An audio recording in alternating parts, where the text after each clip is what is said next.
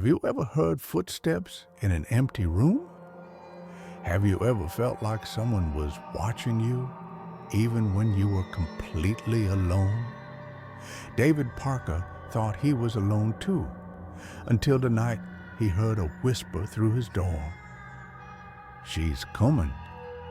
Something is wrong with Blackwater Lighthouse.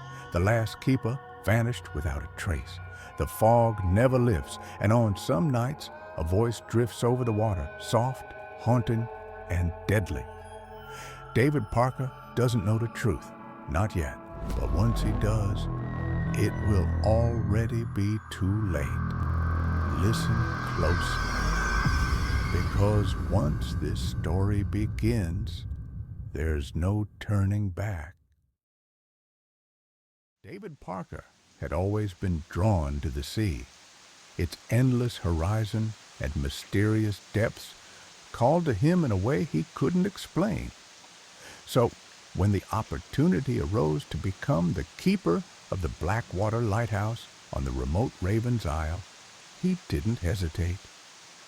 Perfect for someone who values solitude, the harbor master had told him, with an odd smile.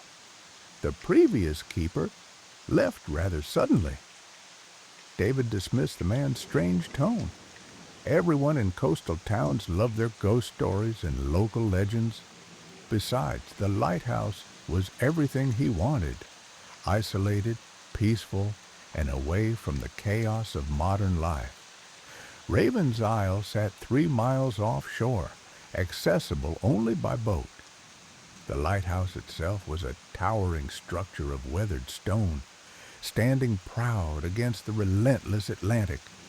As David approached on the small ferry, he felt a strange tingle of anticipation mixed with something else, a vague sense of unease he couldn't quite place.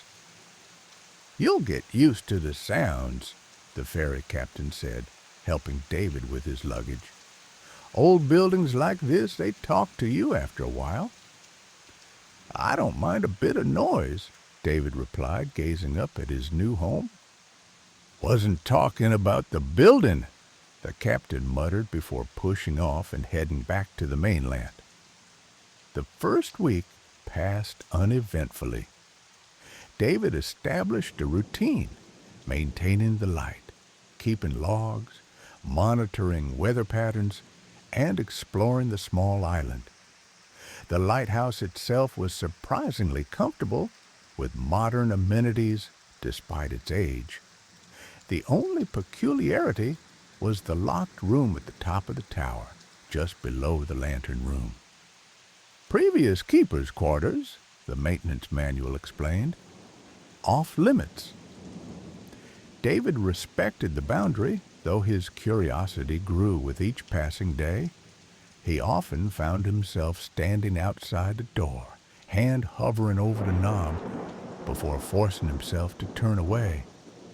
It was during his second week when things began to change. The weather turned, bringing with it a thick fog that smothered the island in a gray blanket.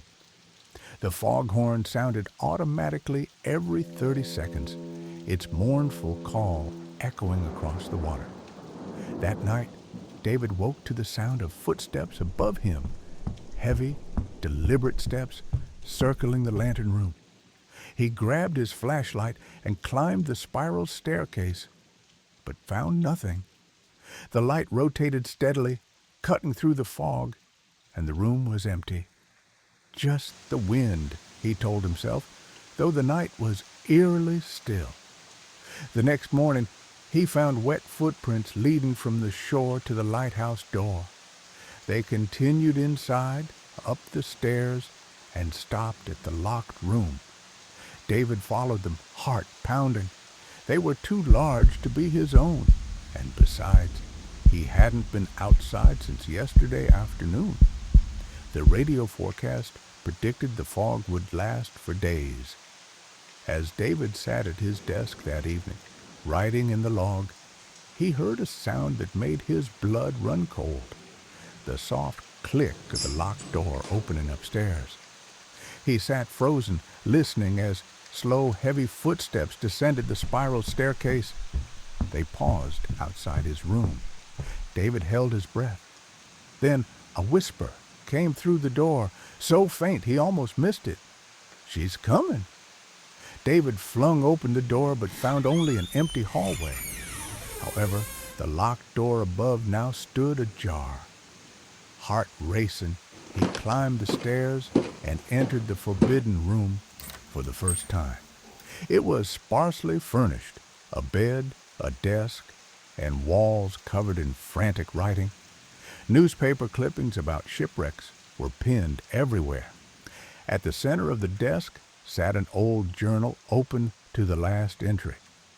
"I've tried to warn them, but she won't let me. The Isabella comes tonight. God forgive me." David flipped through the journal, piecing together a disturbing narrative.